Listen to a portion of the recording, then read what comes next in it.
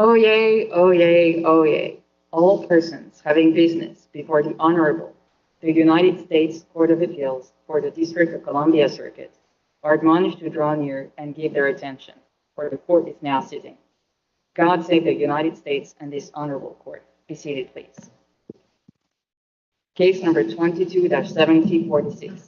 Jones Lang LaSalle Brokerage, Inc., appellant, versus 1441 L Associates, LLC, doing business as 1441 L Street Associates, LLC. Ms. McNally for the appellant, Mr. Laughlin for the appellee. Good morning, counsel. Ms. McNally, please proceed when you're ready.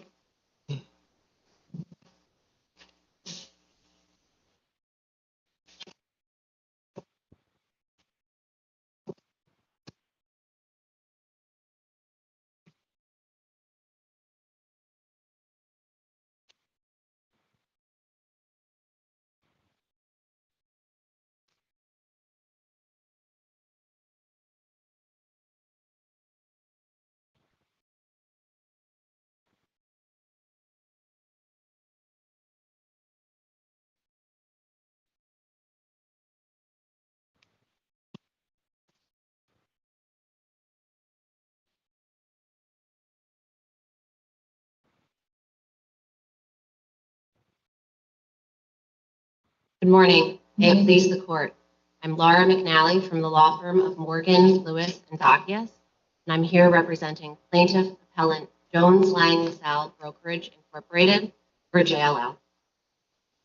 The court below found that defendant appellee 1441 is a sophisticated, licensed actor in the real estate market that understood and consented to JLL's dual representation.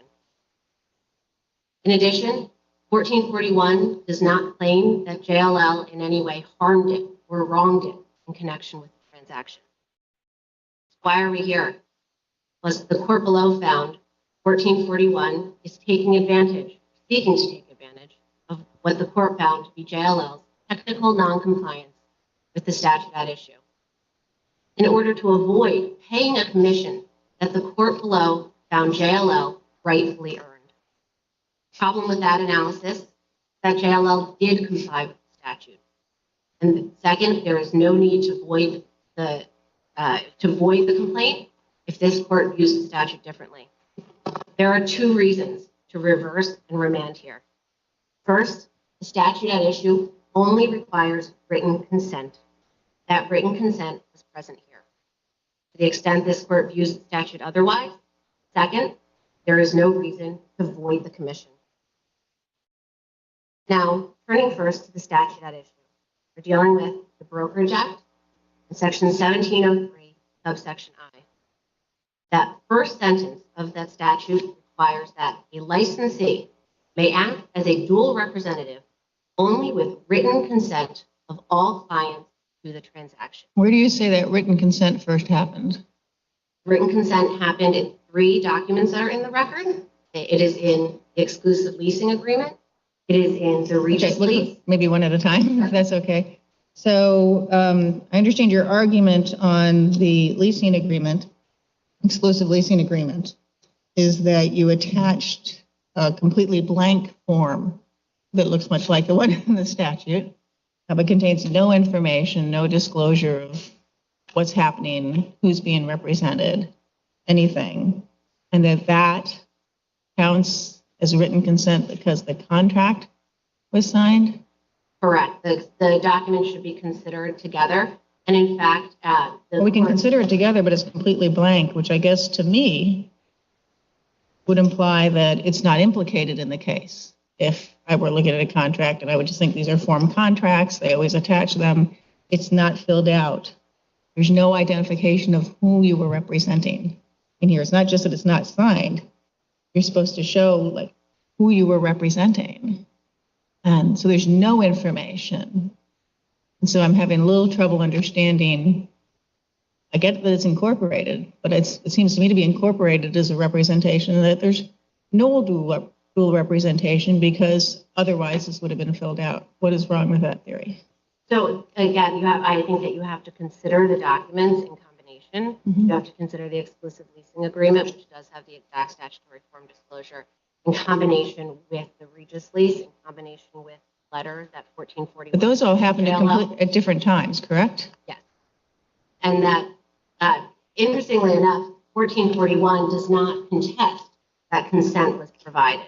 And in fact, in their appeal brief, they say that they adopt JLL's recitation of the facts. And the court below found that 1441 did, in fact, consent to JLL's. Right, but that was pretty late. So if we then talk about the letter, the 2017 letter and the Regis lease, those are very, very late in the process, correct? I mean, the 2017 letter was more than a year after. Sorry, when, maybe it's not late. When did the dual representation commence? Does the record tell us that? And the record is very clear that by December of 2017, that is a letter that 1441 sent to the JLL. No, I know that's when 1441L sent a letter, but that does not tell me when Jones Lang started representing Regis.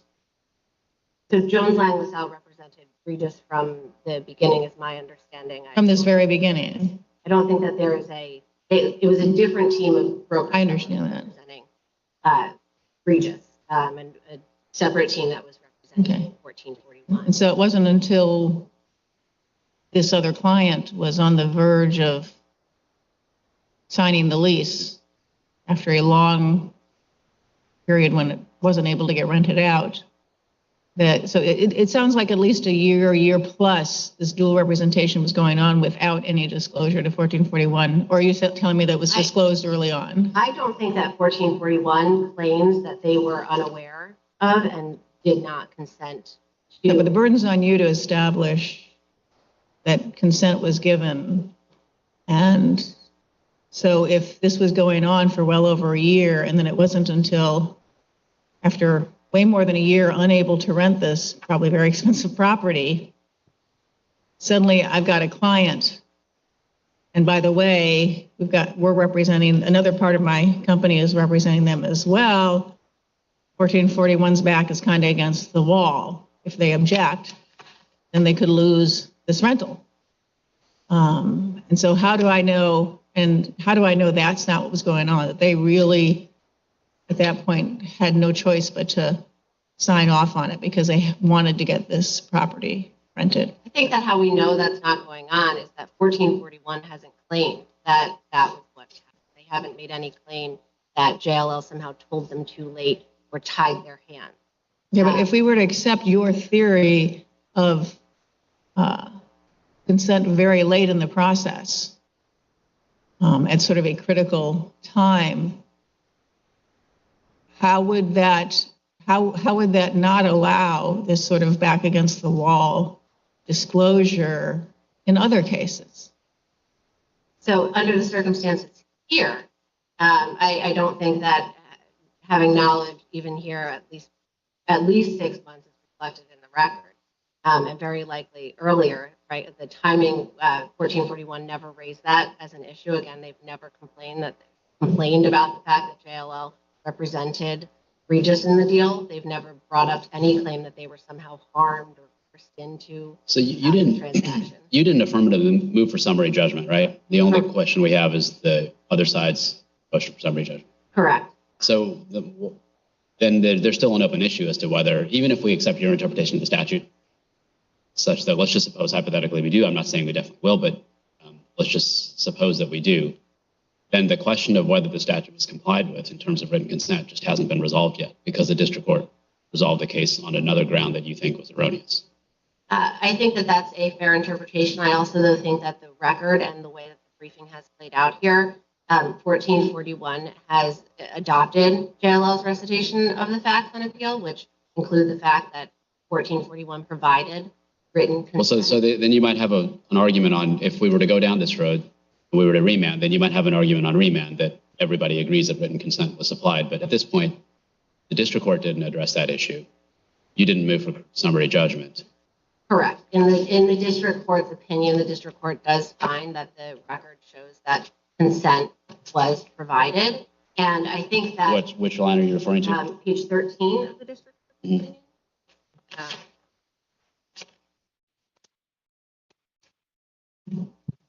Does the district court find timely consent? I don't think that the statute provides for. You don't think it has any timing requirement? I believe that the statute by its terms does not have any type of timeliness. It doesn't record, it doesn't incorporate the timeliness requirement from H, which is at the earliest practical time, but in no event later than the time when specific real estate assistance is first provided. Yes, but again, 1441 has not called into question that portion of the statute. Again, 1441. And I'm just trying to understand your theory of the statute is that they may not have raised the claims, they're preserved in this case. I understand that argument. I'm just trying to understand your theory of what the statute means, because that's where you're asserting legal error on the part of the district court.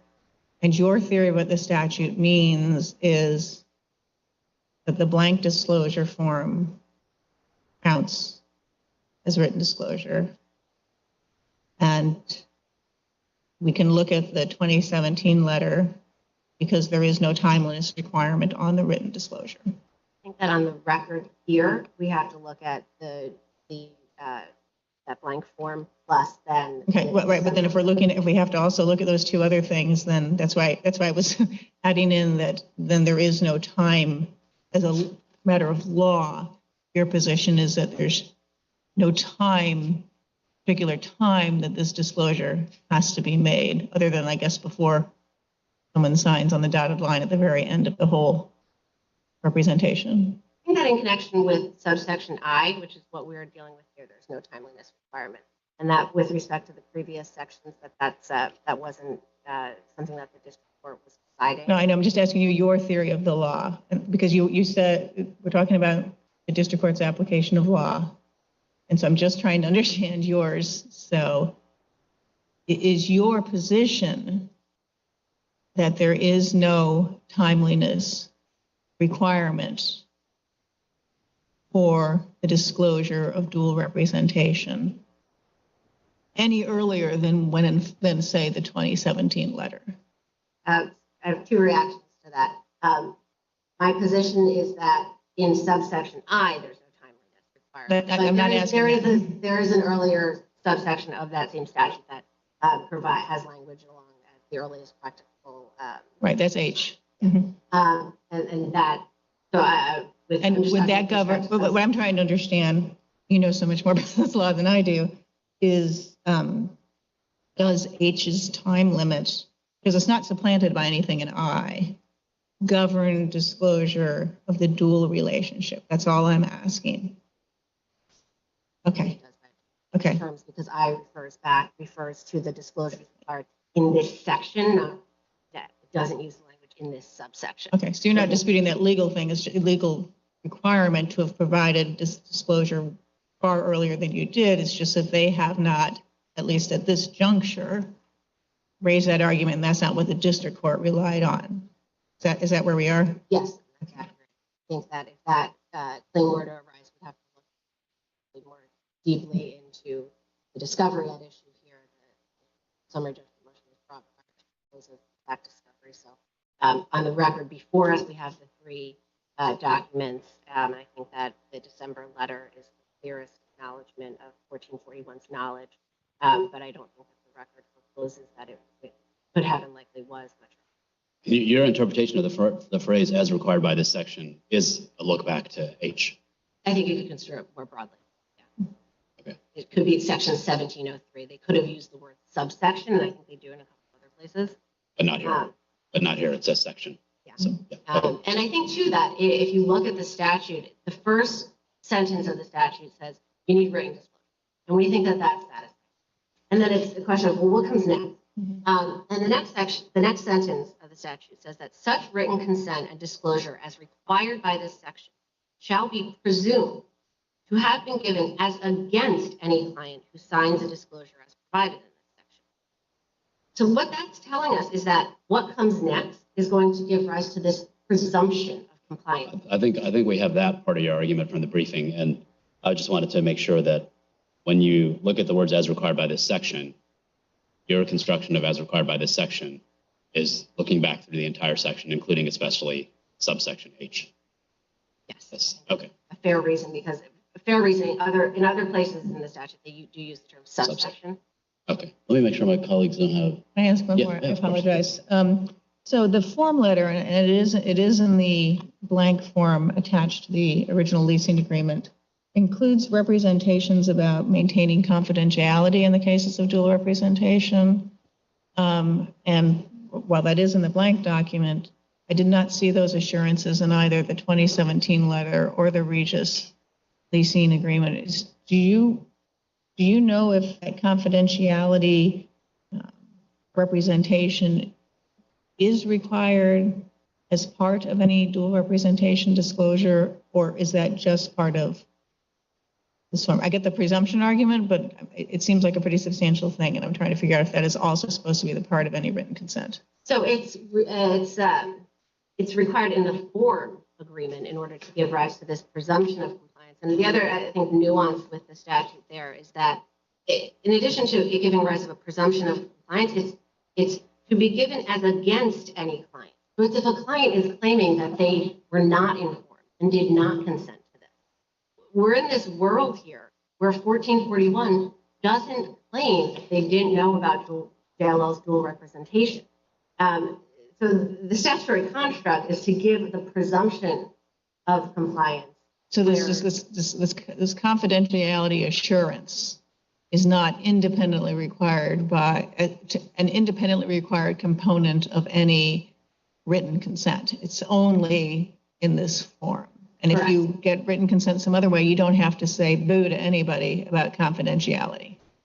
I think that there are fiduciary duty principles at work that require a company or a broker who's being a dual representative to provide all kind of material relevant information, which arguably could be that you can't share confidential information, but that's not the claim that we're dealing with here. I'm just trying to understand. Okay. Okay, thank you. We'll give you a little bit of time for rebuttal. And why don't we hear from the other side, Mr. Laughlin? Thank you, Your Honor.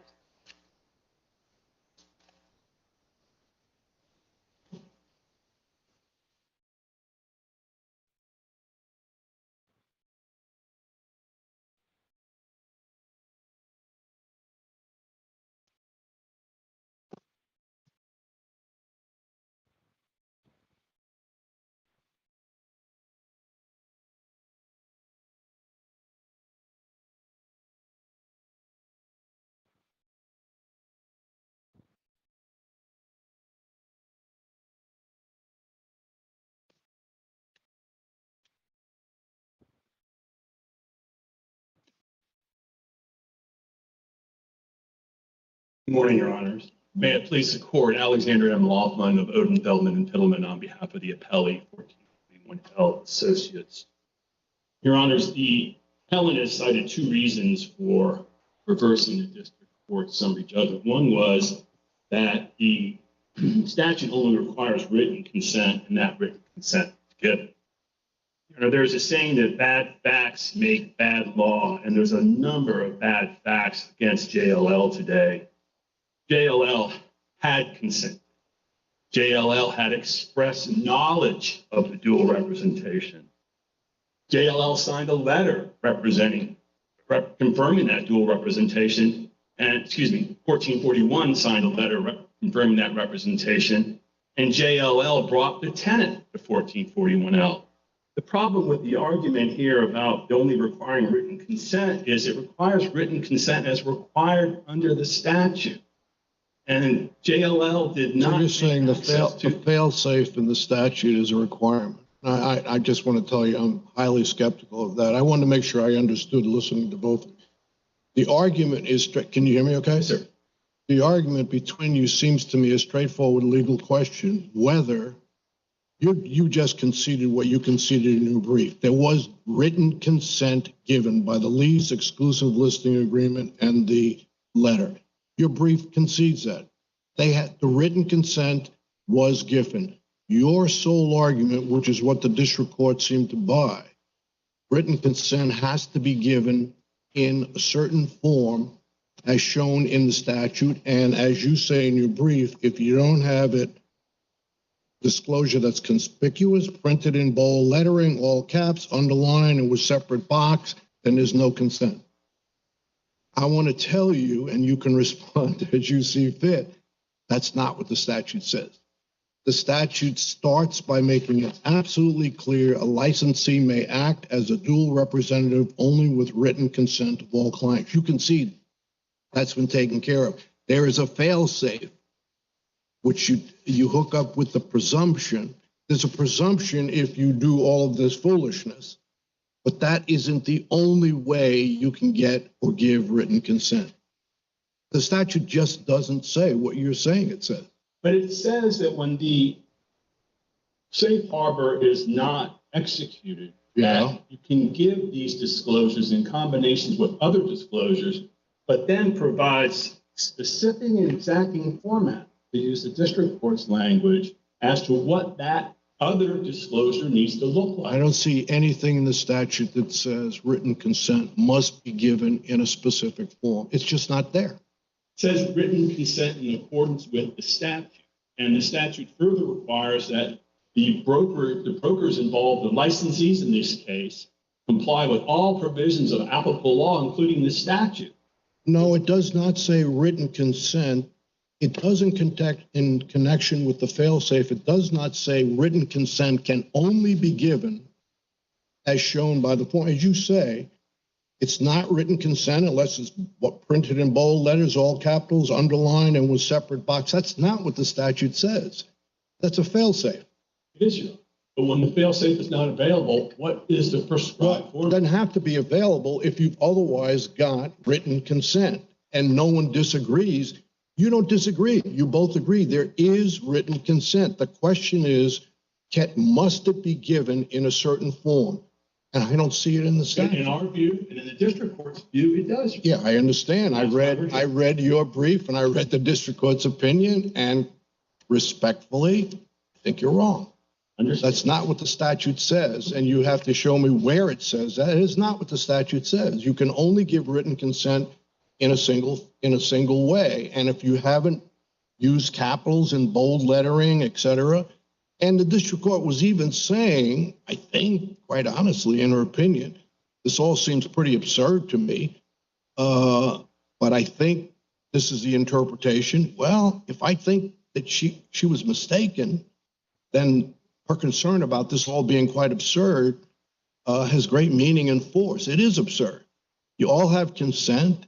There was full disclosure here. No one was confused. In any sense of justice, there's no conceivable way they could be denied the commission. None. The question is whether or not this licensee should be held to the exacting standards set forth in the statute. Well, we're fighting over what the statute means, and I'm telling you, I don't read the statute to require what you say. If the statute really said what you said, in that first sentence, it said, a licensee may act as a dual representative only with written consent as specifically described below, then you'd have a case. That is not what it says. And it says, with the written consent of all clients to the transaction. Then it goes on to talk about fail-safes, which are other forms of written consent. And it talks about, and in some instances, we'll just presume you have it if you do certain silly things. There's a presumption. That works against your argument. The presumption assumes there are other ways that you can have written consent. That's where your district court and you both miss the language that's in the statute. Presumption works against you. We disagree, Your Honor. The district court doesn't see it that way. To the extent that they want to rely on their other combined disclosures, it's not disputed that the rider to the listing agreement was not signed. It's not disputed that paragraph 35 of the lease doesn't include the language that cautions about the sharing of dual information. It's not disputed that the letter 2017 letter doesn't say that. So are you focusing then on the language in 2, which says any disclosure which complies substantially in effect with the following shall be deemed in compliance with this disclosure requirement? Yes. And so you say this is not, I want to make sure I'm understanding things. And so your argument is the signed agreements that they point to, at least the 2017 letter and then the Regis lease, do not comply substantially in effect with the following. No, and I think the recitation in the sample form of the dual agency and the evils that have to be disclosed about not sharing information on both sides of the transaction, to say that that's in that sample form, but isn't part of this act and this licensure requirement, strains credulity. But substantially in effect cannot mean identical to all this. And So how do we know what counts a the question substantially in is effect? whether or not, if you have specific and exacting formatting in the legislation, whether that prescribes to the font, pitch, all cap, box, or whatever. And where in the statute that it says you must follow that form? It doesn't. It doesn't, that's It right. says if you don't utilize the safe harbor and you have to give combinations, these disclosures in combination with other forms, you must give that in this format. And to say that you can substantially comply with the statute that's exacted down to this level of what needs to be disclosed constrains the idea. How come you The whole have- point of having that language in subsection 2 would seem to be that, look, you don't have to follow every jot and tittle that we've laid out here. It just has to be substantially compliant. And that's very different from saying you got to use the big font. In particular, that requirement comes if you're combining the disclosure with other documents, but the 2017 letter wasn't combined with anything. So that language about fonts and bolds and boxes doesn't apply at all to the 2017 letter. What about the 2017 letter was not substantially in compliance with this section? It doesn't say that we're not permitted to share information besides the broker side and the tenant side. It says that in the sample form, and we're being Is presented. that what you argued to the district court, that these latter two disclosures were not in substantial compliance because they omitted the confidentiality provision? Not on point, Your Honor. We argued that after we determined that the rider to the ELA had not been executed, we confirmed that neither party had to deliver that, and then we brought the summary judgment motion. We went through the combined other disclosures and searched them extensively, and none of those, when patched together, satisfy the requirements of subsection 2, if you believe that is what the DC Council included. Yeah, if you believe. And if I believe that what they meant to say was what they said in that first sentence, and that's the principal requirement, that is, can act as a dual representative with written consent, and doesn't then follow it for saying the written consent must be given in the form shown below. That's not what it says. No, but in order to obtain the authority to act as a dual agent, you have to provide that consent in some format. And the statute requires in Title 4, Chapter 17 and Title 42. You know, what would be required is what the district court did and what you can see, that as you look at the evidence in the case and you make a determination, given the information that was exchanged with the parties, do we have here something that, as a matter of fact, I would conclude is written consent? District courts do that all the time. You've conceded, if you were district court judge, you would have said, yes, there was written consent. I'm saying to you as a judge on appeal, you've conceded the point because you don't need to do anything more. The district court doesn't need to find anything more than whether or not written consent was given. And you've conceded that. Conceded that on the nuanced point, Your Honor, as set forth in our brief, consent as given as required. The Brokerage Act is... I understand it's as required as you think the statute requires, and boy, that's not the way you'd write this statute if that's what was the legislature was looking for. You have to give written consent, and it can only be given in this way. If you don't give it in this way, there is no written consent. That's not what it says. If I may, Your Honor? Sure. The statute speaks to... I still say, sure, there's a presiding judge. He'll tell you. I like the licensure of real estate professionals. And throughout that section, it speaks to compliance with this act. And one of the provisions that they're supposed to comply with is all applicable regulations of this statute and other law. And to the extent that if this court believes that the exacting and specific requirements of that disclosure, when combined together, have to be given in that fashion, then that should end this issue, and then we can worry about the other consequences later, if I may. Thank you. Thank you. Mr. Laughlin. Appreciate it.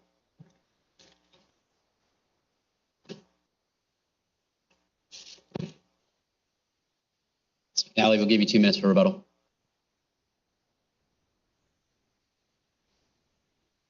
Thank you, Your Honor.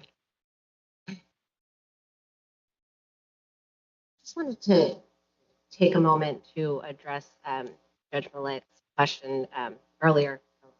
Forgive me if it's supposed to be rebuttal and we're coming back to answer your question, Your Honor. But I took a deeper dive on the limited record that we have in appeal, and it's not clear when 1441 entered the picture. So although the ELA was signed originally in June 2016. When 1441, you mean when Regis entered the picture? Regis entered the picture. My apologies. When Regis entered the picture, so although the ELA was signed in June 2016, and we know we have the letter starting in December 2017, it's not clear, at least from this record, when Regis entered the picture, to the extent Your Honor had some concerns regarding the timeliness of JLL's disclosure. I think first, 1441 hasn't claimed that the disclosures were in any way untimely, but also the record doesn't suggest or support that they were untimely. Thank you. Okay. Thank you, Your Honors. Anything further for me? I don't think so. Thank you, counsel. Thank you to both counsel. We'll take this case under submission.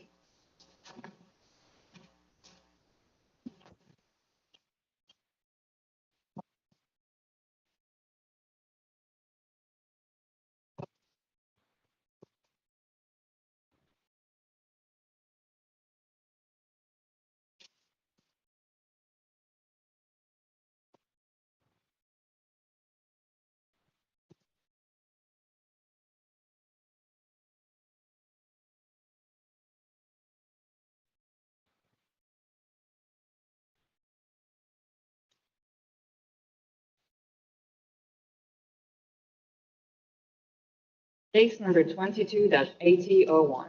In re Valerie R. White, individually and on behalf of all other similarly situated et al. Petitioners. Mr. Bruce for the petitioners, Mr. Youngwood for the respondents. Morning, counsel. Mr. Bruce, please proceed when you're ready.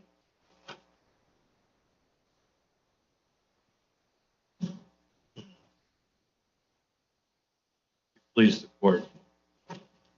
I will reserve 3 minutes for rebuttal. Class actions provide a way for numerous people with relatively small claims to band together and have their common claims heard before a court that they might not otherwise be able to afford or to manage. When I went to law school, we didn't have classes about legal history. And I understood that the 1966 rules on class actions were had invented class actions. But in fact, they had not. The class action for inequity to secure an injunction dates back in the United States to the early 1800s. Justice Souter went over that history in the 1999 case of Ortiz versus Fiberboard. And the equity rules that were in effect when the 1966 rules were adopted already provided for class actions, already recognized the need for class actions to resolve common questions that would lead to injunctive relief. Rule 23 establishes the modern requirements for those class actions. But Justice Scalia in 2010 recognized that Rule 23 creates a categorical rule entitling a plaintiff whose suit meets the specified criteria to pursue his claim as a class action. There's not an authority for district courts or courts of appeals to amend Rule 23 to adopt additional restrictions. What the district court in this case suggested was that because this court had not clarified the issue of fail-safe classes of what is to be done about them, that there should be a categorical rule against fail-safe class actions prohibiting certification. Such a rule would, without relation. Before we get to that, I mean, in order for us to even treat with the merits of that, we have to decide that it's properly before us under 23F. Right. Right. And so there's some threshold questions. There's timeliness, and there's also, even apart from timeliness, there's the question of whether we exercise our discretion to take the interlocutory appeal.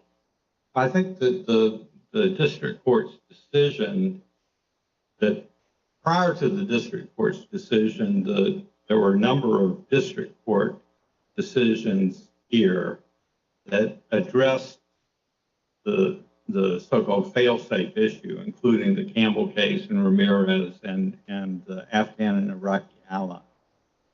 And to my view, those cases all address the issue satisfactorily. But the district court in this case decided that there was really a split between those district courts, and that led to this being an unsettled issue in this jurisdiction. And once the district court said that and acted upon it, I think this definitely became an unsettled issue in this jurisdiction, which I think that this court now has to address as a result. That it is an unsettled, and in the district court's words, it is a fundamental issue. So unsettled issue is one of the prongs under which we could take discretionary review of it. But the way we outlined that criterion in the lorazepam case, it was unsettled, but then it also has to be likely to evade end of case review. This is likely to evade end of case review.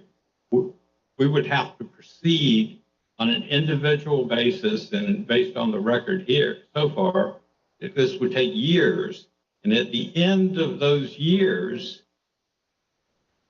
if we prevailed, we could, I guess, appeal the denial of class certification. And if we succeeded on that appeal, we would then start over with the district court. We wouldn't even be at the end of the case. So we would have years to get to the point where we could take an appeal. We could take an appeal, and then we would have to start over in the district. But isn't that going to be true almost by definition in a class action situation? Because the discretionary criteria, they can't be something that applies to every single class action, or else it would occupy the field. And so it has to be less likely or more likely to evade end of case review than would normally be the case in a class action. Well, in a lot of class actions, well, a lot of the 23F petitions are by the defendants. So they're not the denial of class certification, that the defendants are appealing the grant of class certification. But when there's a denial of class certification and people have small claims, it very likely is going to end of the case review, because the economics don't justify the lawsuit anymore. So is your view that anytime there's a denial of class certification, then and there's an unsettled issue, then the Court of Appeals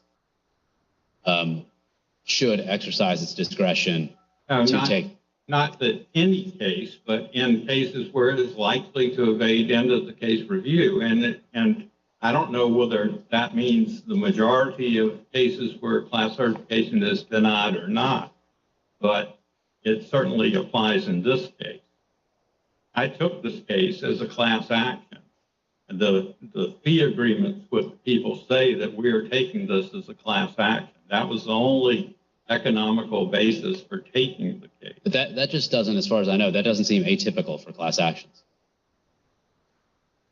Well, there are some class actions where individual claims are worth a huge amount of money, and there are some class actions where resolution of the individual claim might automatically mean that if the case was certified on appeal, at the end of resolution of those individual claims, that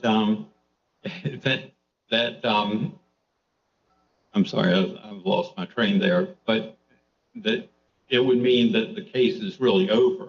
And in this case, it would mean that the case is starting again. Well, if a class action were denied for lack of numerosity, then presumably that class action could go forward just with the plaintiffs because they aren't numerous enough to be a class action, and the whole thing would be resolved and over and done with. So that would be an example of a denial of class certification that would not be evaded would not evade end of case review. I don't believe so. I mean, in this case, I mean, we have subclasses, some of which are less than 30 people. It's not economical to manage a multi-party case with 30 people or 50 people. In this case, if we added up all the subclasses, we're at over 200 people.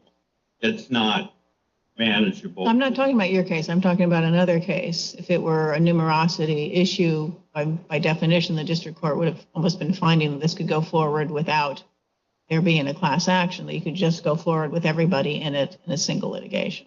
That's all I'm asking. Yes. I'm just saying that it's very difficult to. I'm not saying whether it's this case or not. That's the district court did not rely on numerosity. Counsel, what do we do with the timeliness issue? Your request for review does not appear to be timely. Oh, our request for review was within the 14-day period that the judge denied. Well, you're not counting the earlier denials as mattering? No, the earlier denial was without prejudice, and we responded. Where in the law says that makes a difference? Well, the rule is 14 days from the decision that's being appealed, and the decision. Well, why should without prejudice or with prejudice matter? Because the district court in October of 2020 denied certification with instructions about what we should do, that we should deal with this fail-safe issue and we should address a couple of other problems. We did those things. Yeah. So we weren't going to take an appeal at that point because it's easy to repair the class definition to eliminate what was arguably fail-safe language. And we did that.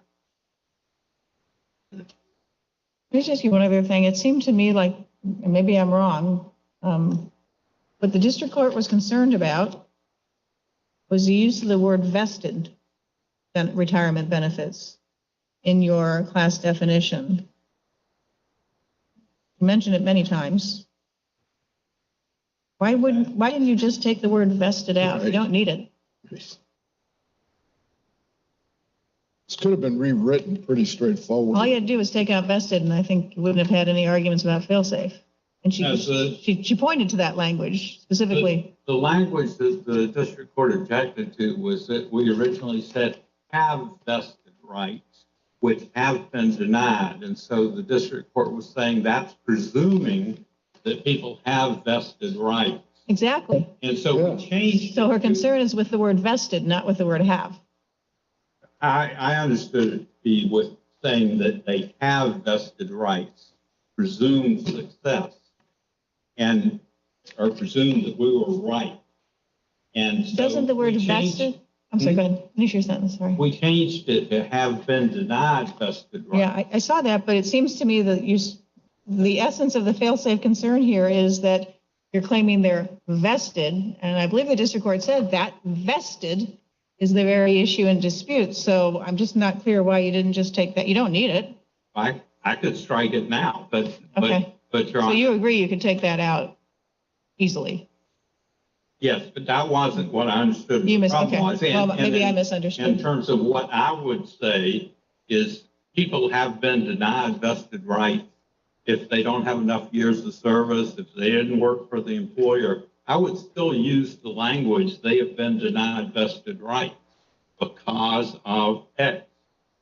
So yeah, but if the district court says that use of the word vested makes it fail safe, then you'd be happy to take it out. If that's how how I understood it, but you were I in didn't the understand it that way at all. I understand. And we had said in our reply brief before that, we had said that if that was if the problem was that we were saying have vested rights, that we would change it to have been denied vested rights because of so-and-so, such and such.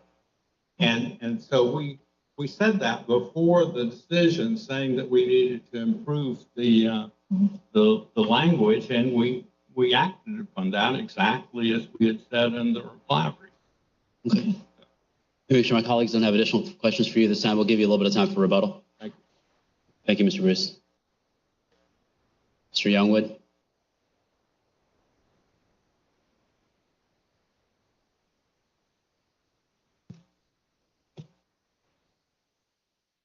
Sorry, Your Honor, there's a little water. All right.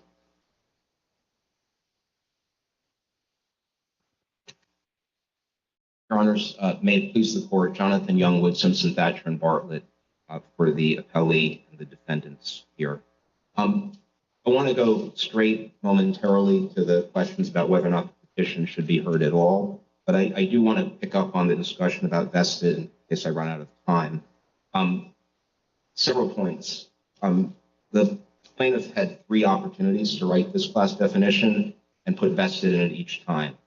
I don't know exactly why that was done, but if you strike vested, I think you change the number of people that could be included in the class in a way that, were we to be successful at the end, would have res judicata effect on more people than may be intended. So I don't think simply striking the word at this point at the appellate level would address first the district court's problems, because I think as you go through each of the subclasses, you have your own fail-safe issues. And I think it would drastically, I don't think it's as simple as not changing the class. I think it would change the class. And frankly, if the district court thought otherwise, that it would be fine with or without vested, and vested didn't do anything, then I believe the district court would. Why can't it be defined to say employees who would have vested rights if defendants counted full years, recognized non-participating properties, and awarded benefits to non-survivors? I think you'd still today have no idea who would be in that class, Your Honor.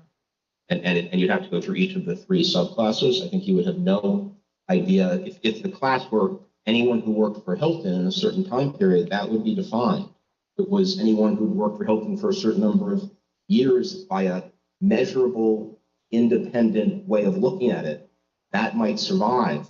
But here you have to go through the merits, whether the word vested is in there or not, to determine who is in the class, and that falls into all the traps of fail-safe that we believe the district court properly recognized.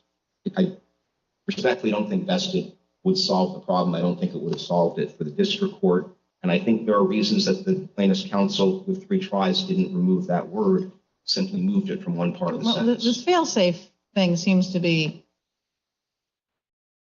rather inscrutable, because at some level, class actions have to identify the alleged injury in a common way.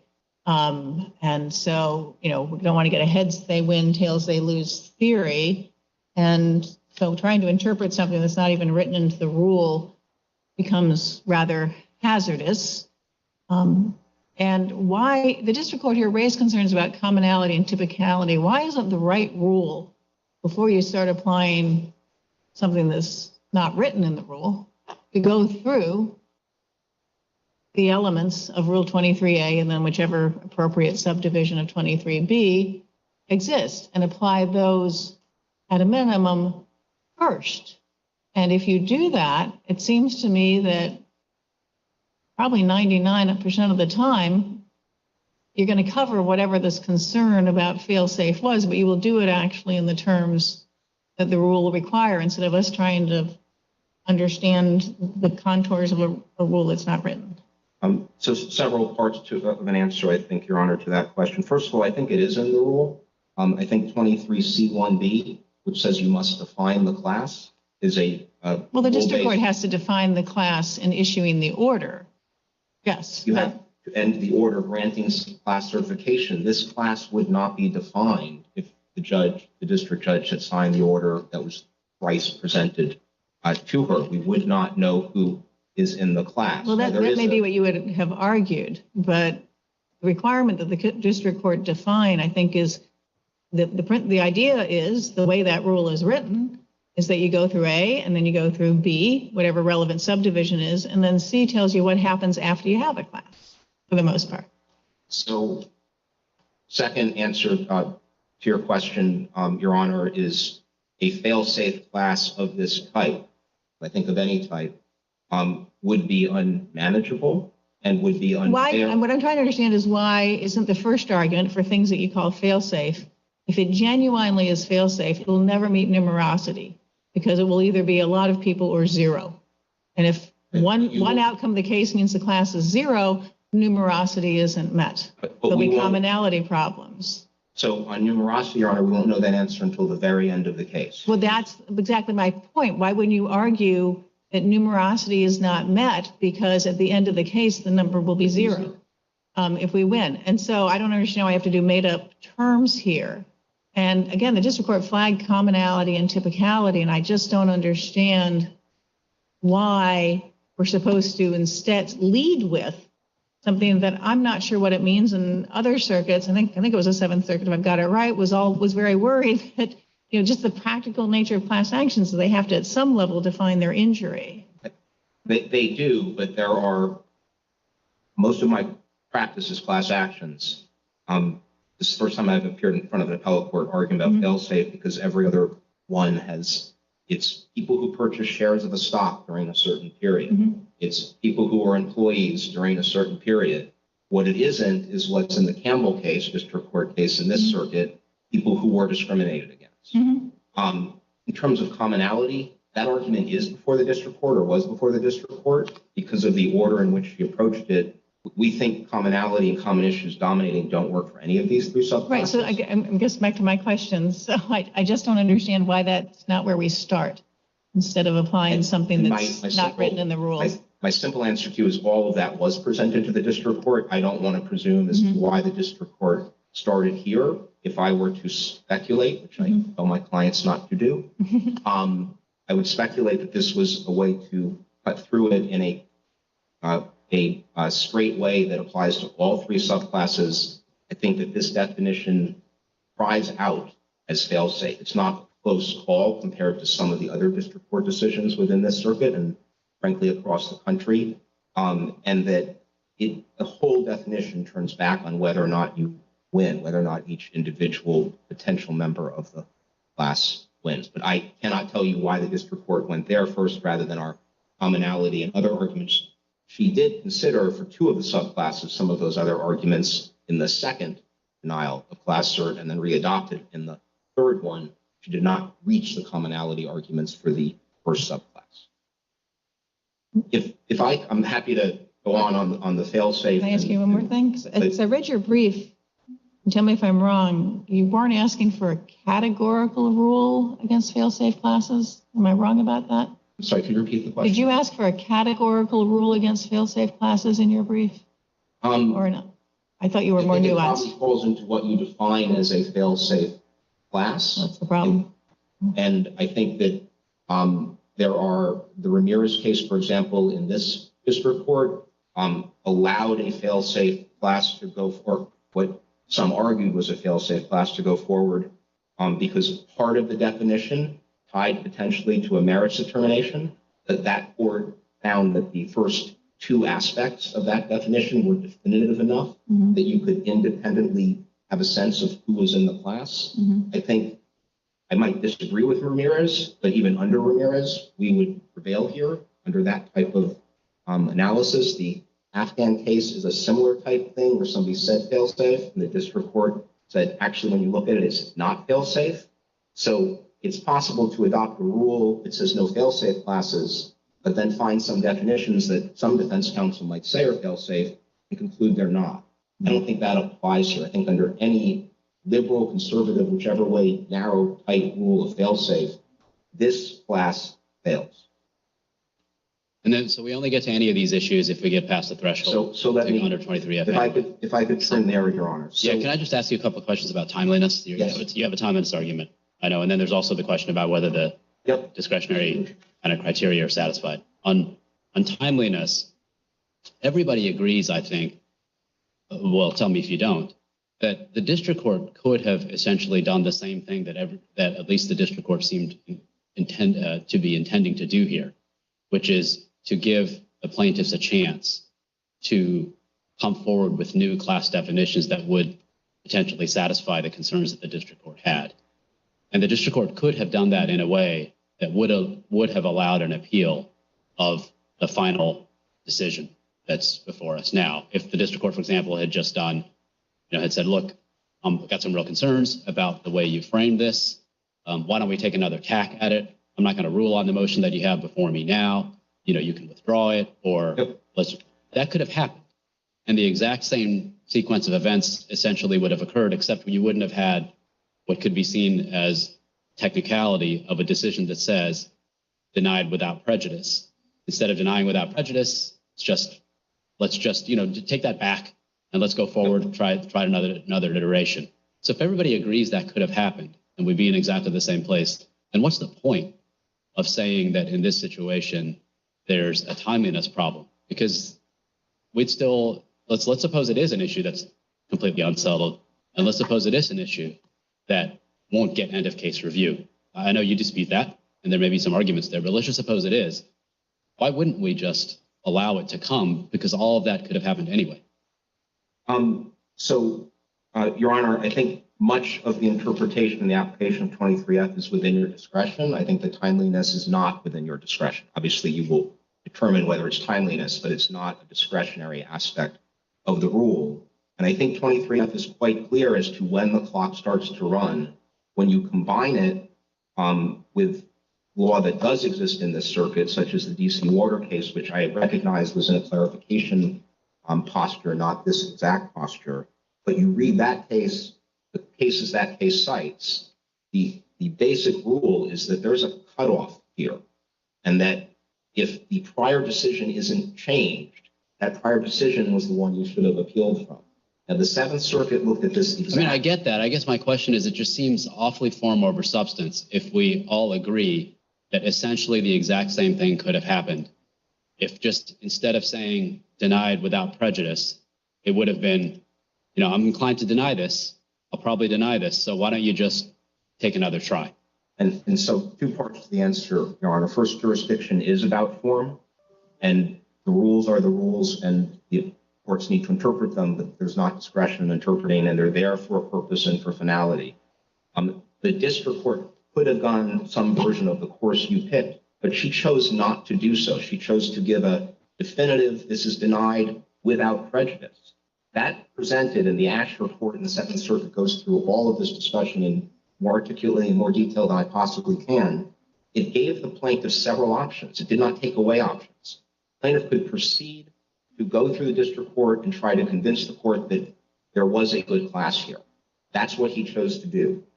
That didn't end the appellate review or even the interlocutory appellate review options. The plaintiff could have, following this actual decision, as the Seventh Circuit points out, petitioned the district court and then this court for 1292 interlocutory review. Right, that's always available. 1292B is always available. So 23F is supposed to give you something more in the class cert context, because 1292B's been there forever. It's been there forever, and it was still there, and as the Seventh Circuit recognized. And then, Your Honor, so I take it you agree. Sorry, Your Honor. So suppose I don't mean to resist your point that jurisdiction can be formal. I understand that. I'm just trying to understand whether there's something else going on here, and it sounds like there may not be. And I take your point that sometimes formality governs in the jurisdictional context. I understand that. Your Honor, again, to the prior question, I'm not going to presume to get into the district court's head, but the district court issued a decision that, if not challenged and renewed, would have been final. She did not know if there would be a second or now third motion. I think she was quite patient in allowing those, but her patience and her method of doing it, I don't think changed the avenue for appellate review. Well, so let's suppose this, in the subsequent case, in the subsequent motion, the district court grants certification. Then everybody agrees that that could be appealed. I think that would, under this court's authority in DC water, have changed the decision. Right. That exact fact pattern that you just gave. That is not what happened here. And in fact, but why? And then I guess my question is, why? Why does it matter? Why should it matter if the district court grants or denies, given that the purpose of a 23F review, let's suppose again that it's an unsettled issue, and it needs to be resolved by the Court of Appeals because it's something that is coming up a great deal, and there has to be an answer. The district court would have either gotten it wrong or right by granting or denying. We don't know until it comes up on appeal. Why does everything turn on whether it happens to be a grant as opposed to happens to be a denial, when at the end of the day, the purpose is to get it, the purpose of 23F is to get it up if it's an unsettled issue so that there can be a definitive answer? It seems kind of happenstance if it's granted or denied. I think the facts of this case, or the facts in the law of this case, actually provide a key example as to why the first chance, and maybe here you could argue the second, because there's really no difference between the second denial and the third denial. I argue it should be off of the first, but I think I Well, there's a difference because the class definition changed. Sorry? There's a difference between the second and the third because they were looking at a different class definition. But I think any real reading of that definition was moving words, and it didn't change the definition. That's your view. And the core issue upon which my friend lost below is the exact issue. The second time is the exact issue he's appealing after the third time, which is fail-safe class in this circuit. What's the scope? How do you interpret it? And nothing changed. And I will say that even if something had changed, if you follow the Seventh Circuit in Asher, you would reach the same result, because in Asher, remarkably, things did change. In Asher, there were new class plaintiffs inserted, and even there, the Seventh Circuit found. Right. So we have to decide if we address a timeliness issue, whether we would follow that. And Of course, no. I'm just trying to understand the implications. Of course. Right. But- So suppose in the second, the class, suppose there were an appeal taken after the second order. And then, as I understand 23F, the district court proceedings can continue notwithstanding an interlocutory appeal. They may continue or they may not. We actually agreed to stay the case in this instance. But the district court could continue them if the district court wanted to. We did not oppose the motion for the stay, and she, in her discretion. Right. I'm not talking about what happened here. I'm just saying as a general matter. Could proceed. Right. And could the district court then proceed? Suppose an appeal is taken, and then could the district court, and then while the appeal is pending, the plaintiff comes forward and says, actually, on reflection, I'd like to, with your permission, adjust the class definition, move for a new class definition. You can continue things while a 23F is appealing. I'll even withdraw my appeal if necessary, but I'd like to modify the class definition. Could that happen? Your Honor, I want to be careful not to overly answer a question I haven't thought about before. Sure. Yeah, I understood. And Totally understood. I suspect I, as a defendant, might come and say, at least on the issue of class certification, district court, you've been divested of jurisdiction while the appeal is pending. I suppose if the plaintiff withdrew his appeal, he could then proceed, but I would then be before you arguing that was just one chance to get it. Right. That's the question. I mean, and then what's the point of that? Because in that situation, if the plaintiff withdraws and then there's a new class definition, and that also presents an unsettled issue, but then we would have some doctrine that says, well, there was one shot. You withdrew it, and then the point would be, well, I didn't want to continue that appeal because I wanted to change the class definition. The real issue is going to be something that happens later, and then 23F availability would have been gone forever. Yeah, I think, Your Honor, in addition to saying to the plaintiff in the court that no, they don't, you don't have jurisdiction any longer because in the appellate court, the plaintiff withdraws the appeal. I then also say to the district court, this case has been going on X years. It is too late to seek an amendment. Class certification. Sure. And if you get to a policy. Yeah, you might win on that, but if the district court allowed it. And if you get to a policy purpose, Your Honor, of the sentence from 23F we're debating, it's this case. This case will be 7 years old in May. We don't even know if there's a class or not. We don't think there is. Had this happened in 2018, we would have known by 2019 if there was a class. And that, I think, whether you're persuaded or not by the Seventh Circuit decision, that is the policy behind the Seventh Circuit. Right, and I think a lot of that, I don't deny the force of some of that. Definitely abstract, and in this case, you've put forward some arguments that we have to take seriously. And that all can be taken into account in the discretionary decision whether to grant a 23F appeal. But the question, there's the non-discretionary question of whether it's untimely.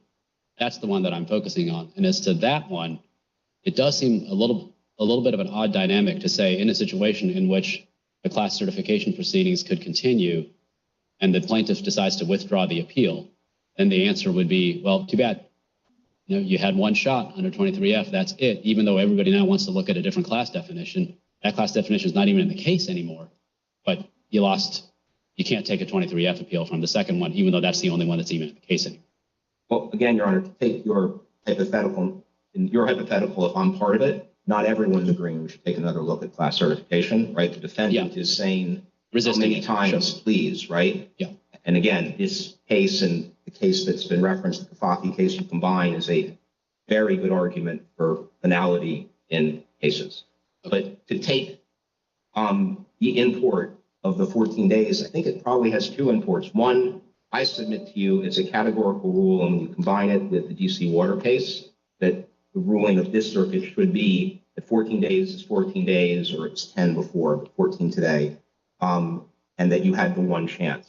I think it may also play a role in your discretionary analysis of it, in terms of you can incorporate a laches type argument in terms of taking time to appeal. Why did we wait from 2018 to 2022 to come to you? Yeah, I think the discretionary part of it, I get. I was looking at the non-discretionary part of it, but I understand them. Just make sure my colleagues don't have. Thank you, Your Honor. Thank you. Thank you. Mr. Bruce, we'll give you 2 minutes for rebuttal. Oops. On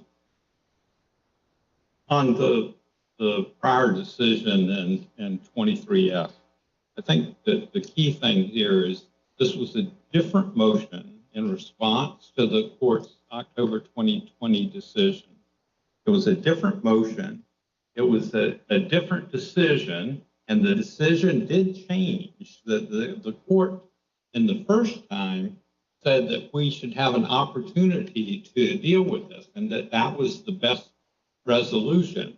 The second time, the court urged a categorical rule against fail-safe class actions, which the main decision that it relied on, the Mesner case in the Seventh Circuit, did not say to have any categorical rule. It recognized that there was a tension between the over-inclusive class and fail-safe language, and that it was trying to balance that tension and not urging a categorical rule.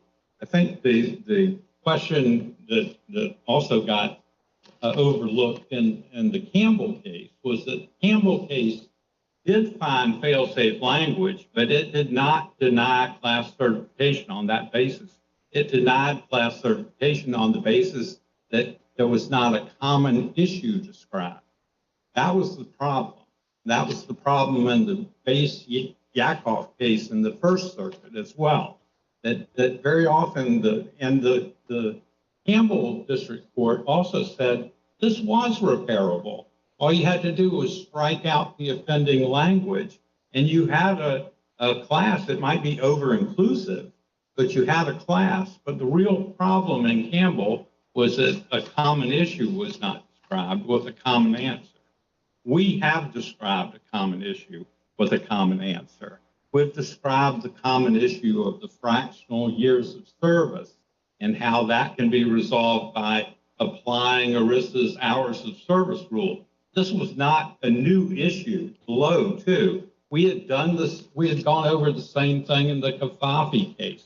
We had gotten hundreds of people paid on these grounds. These people, you know, the second point I'll make is the will not be bound.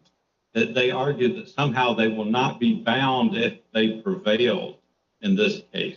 There's no way in that language that if Hilton somehow prevailed, that the people in the class would not be bound. Obviously, they'll be bound, and that's required by Rule 23C3. It Okay, says I think we have favorable. I think we have that part of your argument. Let me make sure my colleagues don't have questions for you at this point. Thank you. We appreciate your argument. Thank you, counsel. Thank you to both counsel. We'll take this case under submission.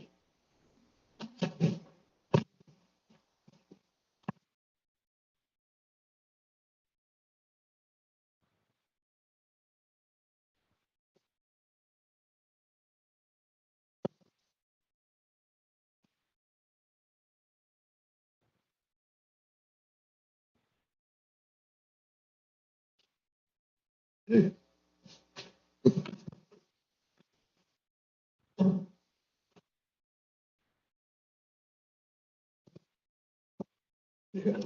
'Cause, Case number 21-5283. Anatol, Zukerman, and Charles Krause Reporting LLC, a DC limited liability company appellants versus United States Postal Service. Mr. Toronto for the appellants, Mr. Salzman for the appellate. Good morning, counsel. Mr. Toronto, please proceed when you're ready.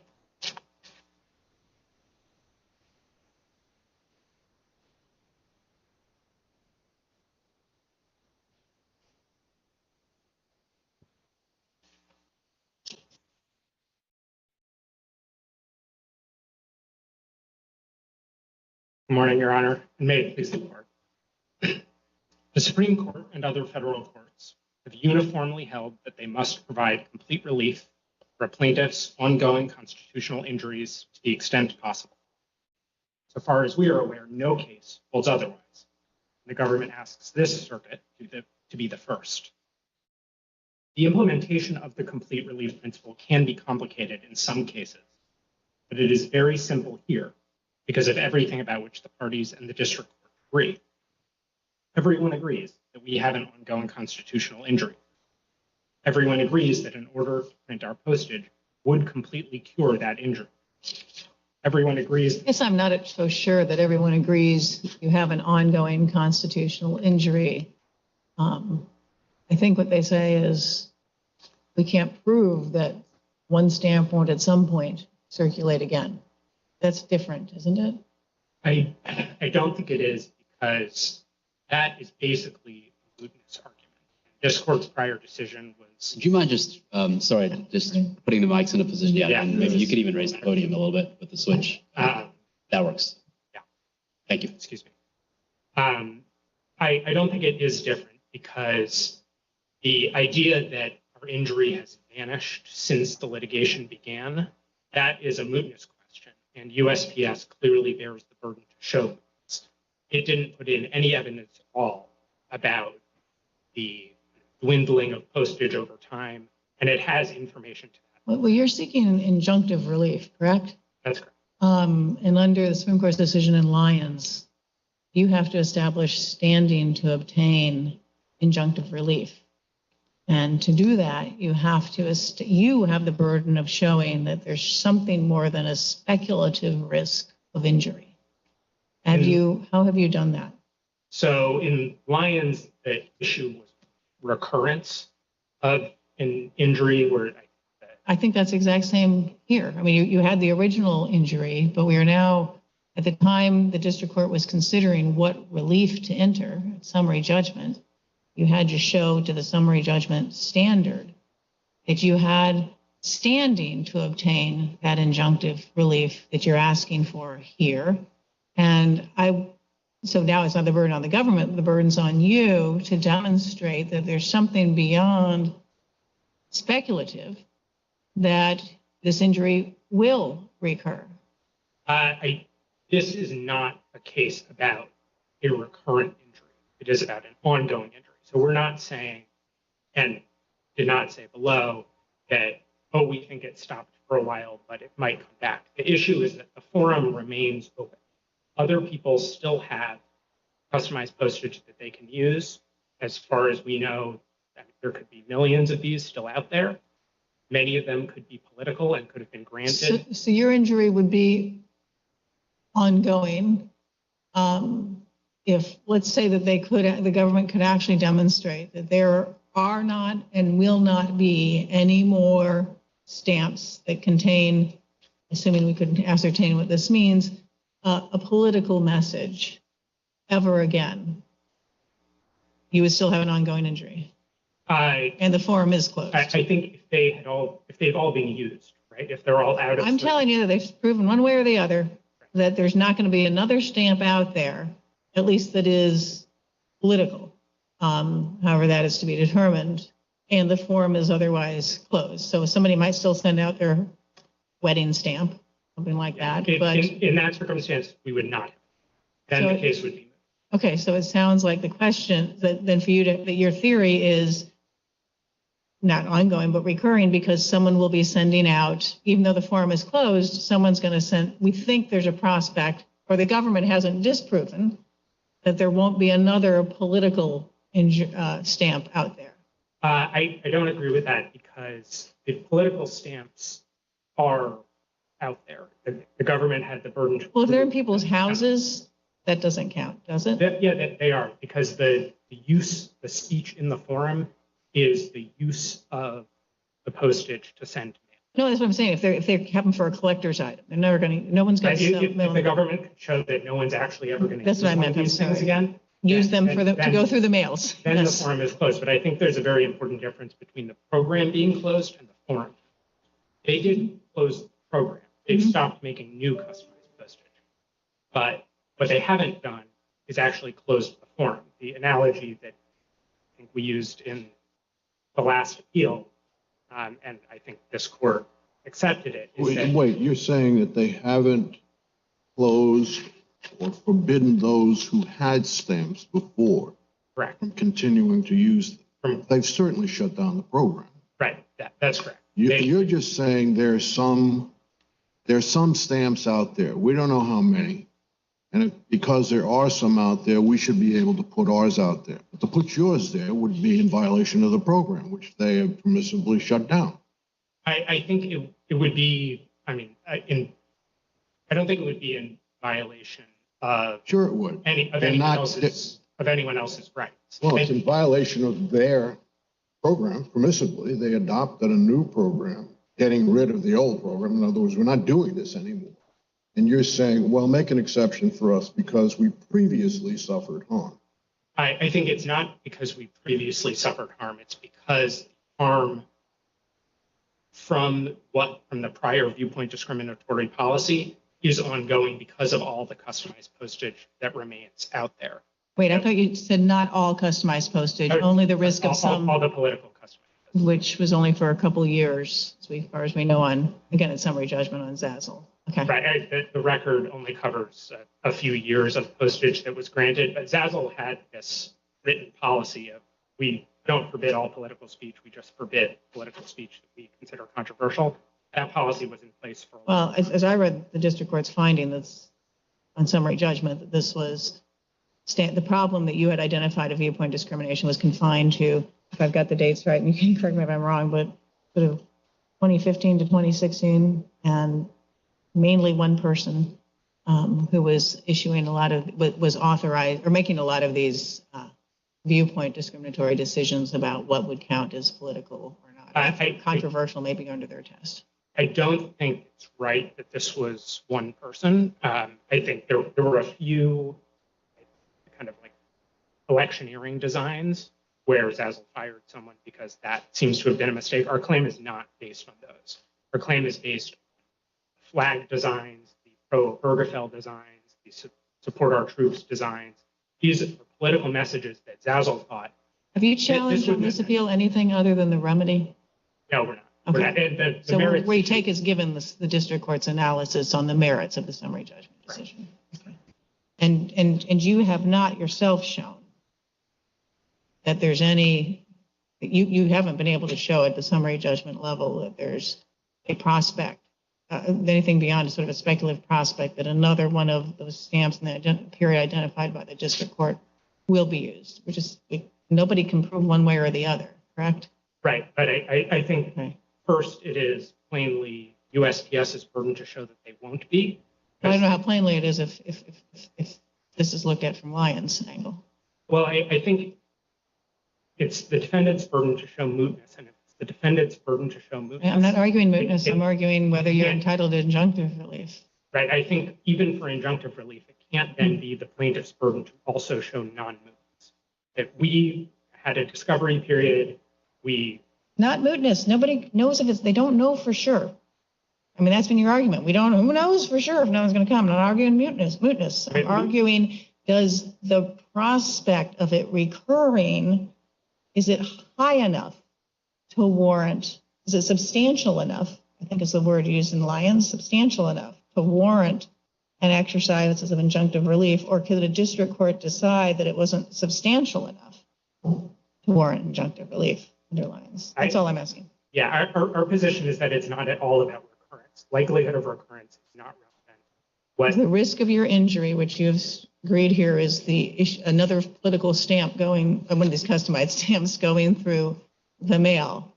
And so if the district court did not find a substantial, or you did not establish a substantial prospect of that happening, then under Lyon's standing for injunctive relief, district court could determine that. Because your burden then at the standing stage is jurisdictional would be to establish a substantial prospect. I don't think that's right, because it's undisputed that these pieces of political customized postage can be used at any time. It's basically at the discretion of the people who have the holder, but it's still, I mean, you're not saying that there's a constitutional injury because of the risk that they can be put in the mail. I think there's a constitutional injury because the universe of designs that people can use to speak through the mail on postage still includes today, regardless of whether, it still includes today various political images, as far as we know. But I guess the question is do you have an injury just because somebody has them and could use them?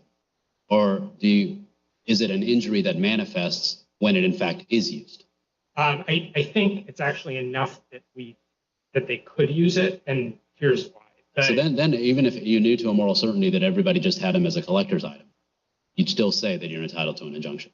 If there was some way to actually show, oh, this is now such a collector's item, you couldn't actually use it to send mail. No, not that you couldn't, not that there's a legal bar, but just as a matter of fact. Right. I think that's right. And we do. Well, you think what's right? If you just knew as a matter of fact that people are going to keep them as collector's items. And only as collector's items. Yeah. Then I think we would not have an injury anymore. But then it seems to me that it's either that you have an injury because of the risk that somebody could use what they have, or you don't actually have an injury until somebody in fact uses it. Am I not understanding correctly? That the injury doesn't come from the other people speaking. The injury comes from the government's continuing authorization of those people to use the stamps. That authorization. But that's just a risk. I'm sorry. No, that's true even in the collector's item situation. That exists even if in fact the people make their own decisions. It's not the government that's telling you they have to use them at a collector's item. I see. It's the people. That's right. Then I think that our position is that the injury comes from the government's continuing authorization that lets other people speak in this way. And it's as if you had kind of a government-sponsored art show and the criteria is viewpoint discriminatory. And then they say, okay, we're closing the art show, but anyone who put their art up on the walls, you can take it down in your own time. We're not going to make you take it down. You can leave it up there as long as you please. Or maybe we'll reserve a space for you. You haven't put it up yet, but we have already reserved space for you. So you can go put it up at some time in the future and take it down, please. That is our continuing injury. And I do want to circle back to one of Judge Millett's questions, which is we do have an example from April 2021 of a piece of political customized postage. This is Yuri Gagarin, the Soviet cosmonaut, and he has a big CCCP on his helmet. And it's sort of this commemorative Soviet stamp. That was available for repurchase on eBay for about $26. That was in April 2021. So that's kind of the last. That was Zazzle? It was a Zazzle, a piece of Zazzle postage. Okay. Did you raise that to the district court? Was it agreed that counts as political? We didn't talk about whether that specifically counts as political, but that's JA 1723 to 28. So what would satisfy you is they had a rule which announced that it's impermissible for anyone who bought these stamps previously to use them any longer. And if any of that group wants to come in and get a refund for their purchase, we'll give it to you. But you cannot. It's against our regulations to use these in the mail. That's it. That do it? That would be partial relief. It would not be complete relief. Why? Because it's pretty unlikely that would actually get rid of all the existing political customized postage. You'd be leaving it up to the discretion of lots and lots of individuals. And I think we agree with what else are they supposed to do? This is what the district court was concerned about. It's utterly unmanageable what you're asking. And I'm giving you a best case scenario, at least that I can think of, where the commission said, and the service follows it, these stamps previously sold may not be used anymore. It's impermissible as a matter of our rules. You want to bring them in and get a refund, we'll do that, but you cannot use these. Yeah, so I think that would end the case, but it is not the right remedy for a couple of reasons. It's not your preferred remedy, but why is it wrong? Because it burdens a lot of third parties who are not before the court. If USPS says that we're just going to invalidate a bunch of postage that we sold you, Right? that's basically taking property from No, we'll pay you everyone who for bought it. this stuff. We will pay you for it. Right. So I think if they actually did invalidate this stuff and they found everyone who had it and paid them for it, that is all well and good. It seems like it's a lot more trouble to USPS and to third parties than just printing 2 sheets of our postage. That our preferred remedy is the preferred remedy precisely because it is exceptionally easy. It does not require a big program. It doesn't require them to find and pay a ton of people who are not involved in this in any way. Now, how much do you think your client should be free to put his preferred postage out in the market now? To what extent, how much, for how long, and how are you measuring that? We are asking only for the 2 sheets that we initially ordered. For how long? You just want 2 sheets? Just 2 sheets. Literally 40 pieces of postage is the end. Just what we initially ordered from USPS. It strikes us as, first of all, a very intuitive remedy for a First Amendment violation. Usually what happens in a First Amendment case when a plaintiff wins is that the plaintiff then gets to speak. So that's not if the forum's closed. That is true, except the forum here is not closed. Can I follow up on that? Because you say it's easy, but the government raised the concern that if now the government were, after having closed down the program, to print a form of undisputedly, I think, political speech on a stamp, sort of selectively, they raised the concern, well, that other people who had been denied in the past could go, wait, you can't just print his stamps.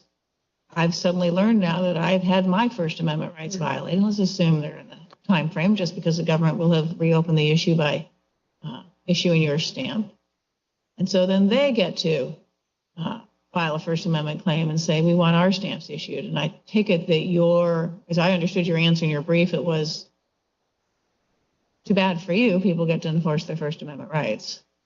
That's correct. So it would in fact violate other people's First Amendment rights for the government to undertake the remedy that you have requested.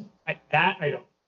And the reason you don't think there's anybody else out there who was denied a political stamp? I think whoever else has an injury like ours has that injury already, and it doesn't change or become any greater in scope because our design is printed, and that's because our design would be printed not. Except the government would be doing it again. The government would be repeating the very action that you argue it was unconstitutional for the government to engage in. You want them to repeat it one more time for you. And so that would be an unconstitutional action by the government, at least if they said no to anybody else who then asked for their stamps to be printed. That's not right, because the reason for permitting or denying image onto customized postage is all important. This is a viewpoint discrimination case. And the reason that our design would be printed here doesn't have anything to do with our viewpoint. When Zazzle was denying or permitting images, it did have to do. So the injury comes from the application of that policy of we think this is controversial, we don't think this is controversial. Printing our design doesn't create an injury for anyone. The claim is not merely that some political postage was permitted. Well, we create an injury if there's somebody out there that we don't know, who's no way to know these unknowables, but someone says, I have the I Heart Citizens United stamp that I wanted to get printed and was told no by the government via Zazzle. And now I see the government issuing this. So that message is getting circulated by the government with its approval. The public's not going to go chase all down, look at the litigation, find there's some court order behind it. I see the government. I see the stamp going by. All right. I see the stamp on something that came to me in the mail. Yeah, They're going to have a First Amendment claim, are they not? If they are similarly situated to us, where they were denied by Yes, Lasalle that's for the my same reasons, theory. then they would have a valid claim. So then the government has to do the I Heart Citizens United. I think And then somebody said, I liked a different Supreme Court case, or I didn't like, they all have to do it. So this goes on for quite some time. if people are similarly situated to us in the sense that they submitted to Zazzle way back when, and they know about this, I also think it's What's your important to best know- case that the district court is obligated, under your theory, to commit another First Amendment violation to remedy one? I don't think we are asking for the district court to commit another. So there is no case that says that. Right. There is no case that says that, but I would direct the court to, we cite a bunch of cases in our brief. One that is particularly helpful is the Brown v. Plata case. It's from The what? 2011. Say that? The Brown v. Plata case.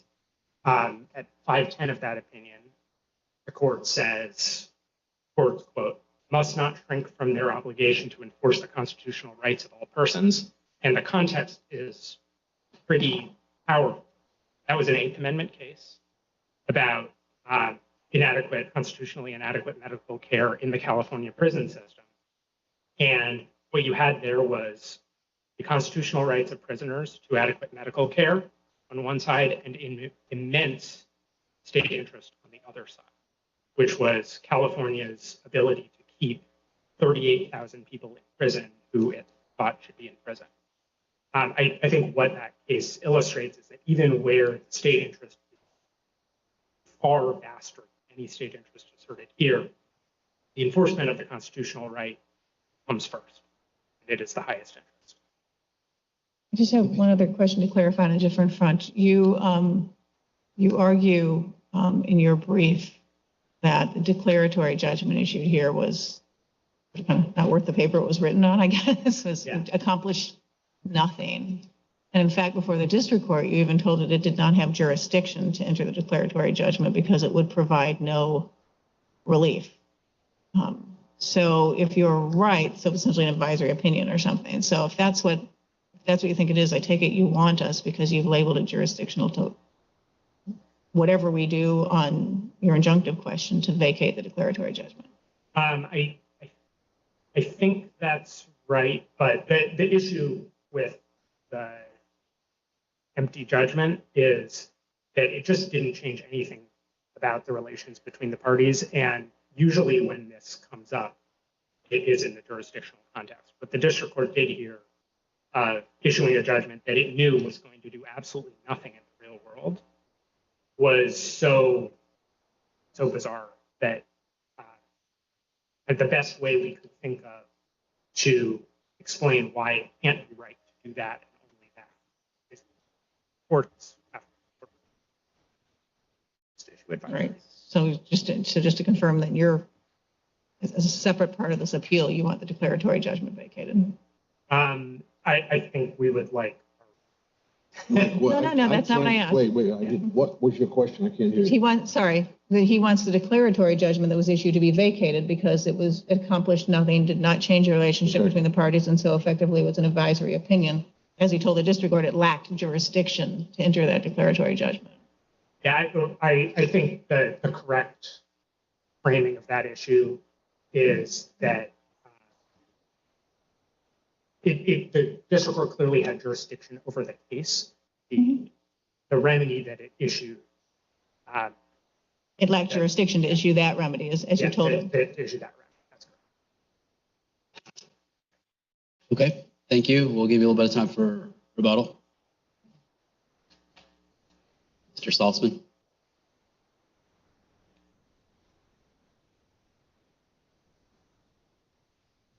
Thank you, Your Honors, and may it please the court, Joshua Salzman on behalf of the Postal Service. I want to begin by emphasizing that the district court's liability finding here rests entirely on a very small and closed universe of customized postage that was issued in the 2015 to 2017 time range by Zazzle. We're talking about something on the order of 25 sheets of postage. I heard my opposing counsel reference a Yuri Gagarin stamp from 2021. To be clear, that was just a resale posting on a secondhand website. And it's unclear whether that was even being sold as postage or as sort of a collector's item. Somebody who might just want this commemorative stamp, not to send a letter, but rather just to keep it. And I think So it didn't go through, as far as you know, it didn't go through the mail. Precisely. And we have a very small universe, and surely that has largely dwindled, of postage that was the basis for the complaint here. Now, at the merits stage, the uncertainty cut against us. There's a stringent test for mootness. We couldn't show that there was not a Bernie 2016 stamp in somebody's drawer that they might then 5-6 years after the fact choose to stick on a letter and to mail it.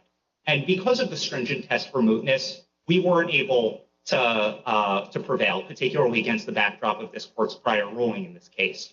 But once you get to the remedial phase, the calculus is different. You can think of it in standing terms in Lyons, as I heard Judge Millett do earlier, or you can also conceptualize it as just part of the balance of equities. What is the strength of the injury that they are showing once you start performing the equitable calculus? Either way, the district court committed no abuse of discretion in considering the fact that the program was closed, that the number of pieces of postage issued was, quote, infinitesimal compared to the larger size of the entire program, and an array of other equitable factors in concluding that plaintiffs hadn't shown entitlement to their preferred injunctive relief. Now, what do you think is, I want to make sure I understand what you think your strongest argument is. You're saying that if there are some other pieces of postage out there they're offended by, the number is so small as to be insignificant? Or are you saying it would be too burdensome for the district court and the postal service to try and figure out what that universe is? Or are you saying both? What are you saying?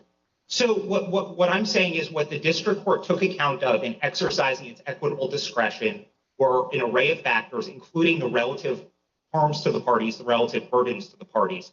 The district court had before it a declaration from the Postal Service, from the executive director of brand marketing, Mr. Karpenko, the relevant sections at pages 896 to 897, that spoke to the Postal Service's just technical inability to identify and claw back or invalidate whatever postage is out there. The district court also took account of the exceedingly small quantity of postage that was the basis for this, and also the fact that the forum has been closed. That's what the district court said at JA. What do they know about the small quantity? I mean, how can they definitively say that it's small? How small is small? So all I can say is that the merits ruling against us was predicated on a finding and identification of just a handful of designs. The other reason we know it's small is because we produced massive discovery in this case. The plaintiffs were given access to a large number of the designs approved by Zazzle over the 2015-2016 timeframe, and they had the opportunity to come forward with their best examples of political postage. And the district court found a few of them did qualify as political postage, and accordingly we ended up losing on the merits. But again, once it shifts over to the remedial analysis, the factors weigh differently, and the size of the violation is certainly relevant to determining the propriety of equity. Well, but I'm still trying to get an answer from you if there is one. It may be that there isn't. That's why I was curious as to what your argument is. How large is that group? Are we talking about 10,000 stamps? Are we talking about 10? Are we talking about what? So the district court pointed to 25 sheets of stamps. I think it was comprising something like 6 designs. The district court also said that there were also opinion sites, a handful of additional designs as well. But in terms of the overall magnitude, I don't think the district court specifically quantified the number of political stamps, but said it was quite small. I think it used the word infinitesimal in its remedies opinion. And what's your best case authority for what appears to be your argument that even though, yes, we lost, we didn't prefer to lose on the claim that there was a constitutional violation. We found a constitutional violation, there's no doubt. And normally we give a remedy when we find a constitutional violation, and you're essentially arguing, well, no, there shouldn't be any remedy here.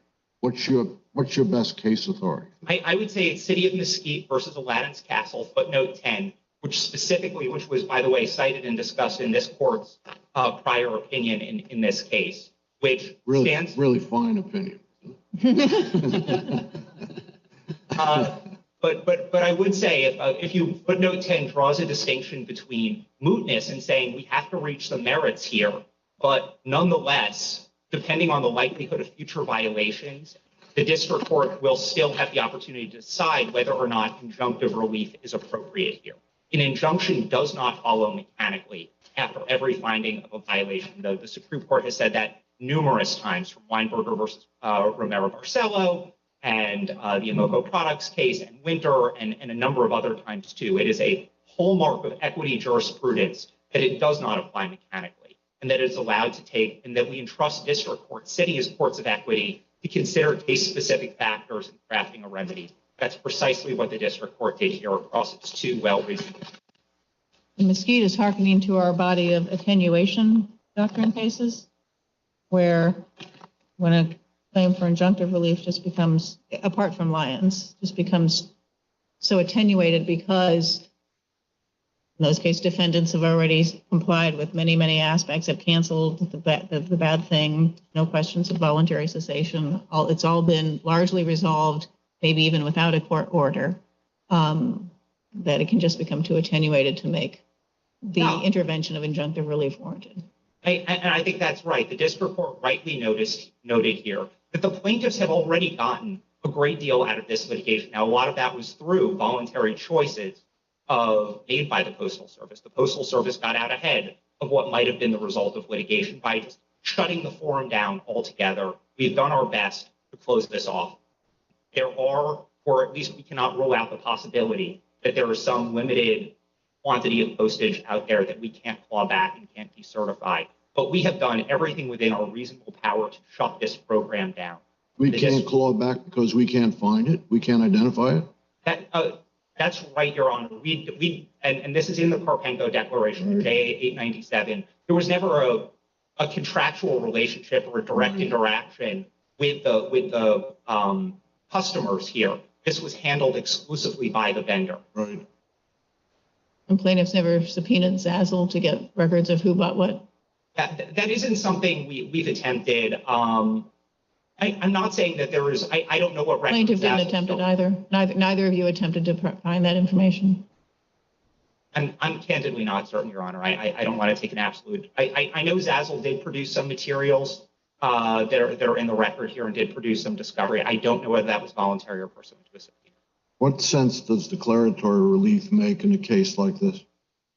We didn't argue for declaratory relief here, and if the plaintiffs want the declaratory judgment struck down, we're not going to oppose that. We're simply saying whatever you think of the propriety of declaratory relief here doesn't provide any basis for concluding. Well, just give me your lawyerly impression on whether that makes sense, given the case law as we understand it and the rules. Is declaratory relief?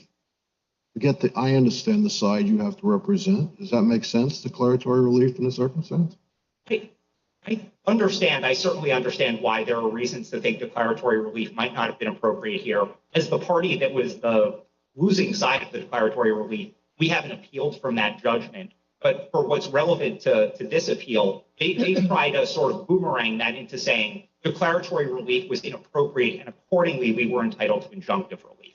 And that's certainly where I would strongly take issue. But then would it be a case when they would have won but gotten no relief? No, because if declaratory relief is improper.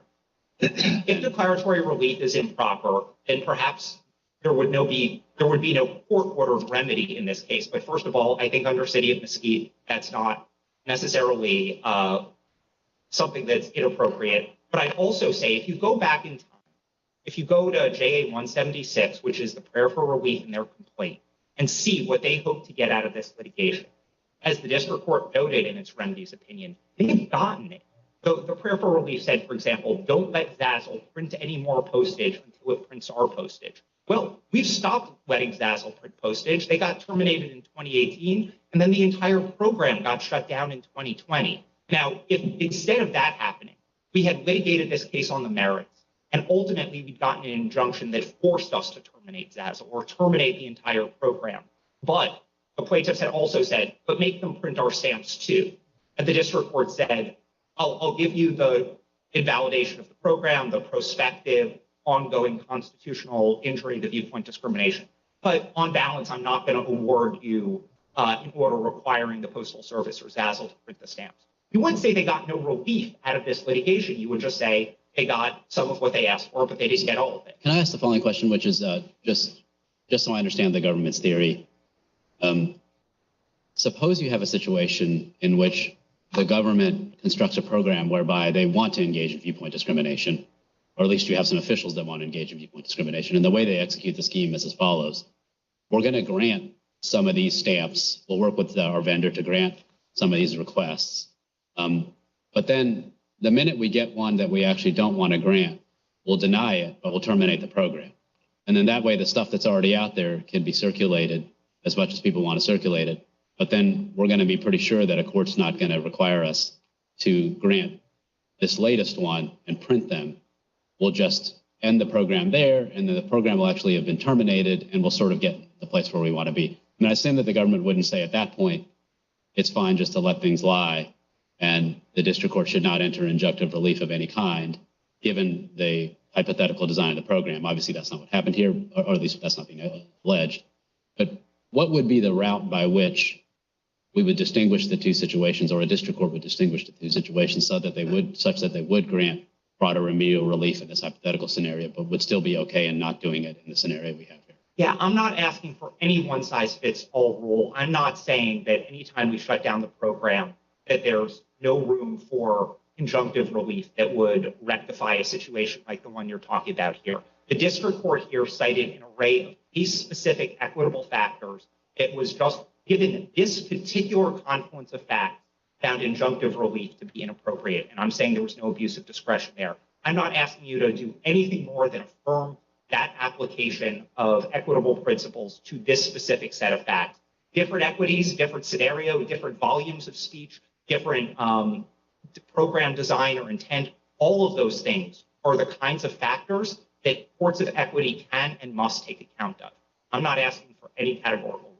Well, in that case, I assume a declaratory judgment might do something like preventing them from doing it again the next year. That could be. Again, it would prevent them from doing it the next year. Oh, absolutely. If they had this manipulative intent. Oh, absolutely, Your Honor. Yes. The question would be whether that would be enough, or would that alone be enough? Would the government say, well, we've ended the program, and therefore all there needs to be is a declaration? See the precedent in this case, it's assuming we agree with you. I'm not asking you to write a precedent that would say, if we approve 100 million pro-Citizens United stamps, got them out the door, shut the program down, and then said, nope, no anti-Citizens United stamp, and there's nothing you can do about it while these are all out there, and with this massive supply out there, that would be a very different equitable situation, and I'm not asking you to write an opinion or to conclude that as a categorical matter, shutting down the program would preclude injunctive relief. I thought the government's own issuance of postage stamps wasn't even at issue here, because that's deemed to be government speech, and you issue stamps with flags on them, and you issue commemorative ones. You issue a Martin Luther King stamp or Harriet Tubman stamp, and someone might argue those have some political overtones. So it seems to me it's just a very different thing anyhow, because no one here is challenging the government's ability to speak to stamps itself issues. This here was authorization of a forum and regulation of it. Yeah, you're absolutely right, Your Honor, and I might have misspoke and used the word stamp there. I meant to talk about customized postage, okay. But you're absolutely right to highlight the very important distinction to us between stamps, which are government speech, and the customized postage program, which was intentionally structured not to be. Okay, make sure my colleagues don't have additional questions. Thank you, Your Honor. Mr. Salzman. Mr. Toronto, we'll give you 2 minutes for a rebuttal.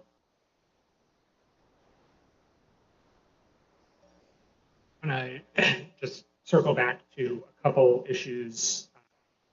The first is that I think it's important to note that the government concedes ongoing injury.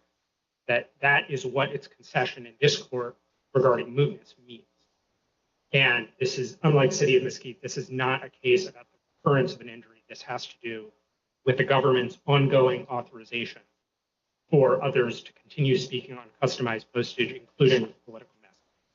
And that is why. But it's not ongoing, and I thought you agreed because you're not injured if it's just sitting in people's drawers as a collection item, or they're using it to line their kitchen drawers or something like that. I thought you said it was only an injury if it is then used to go through, if it actually goes through the mail.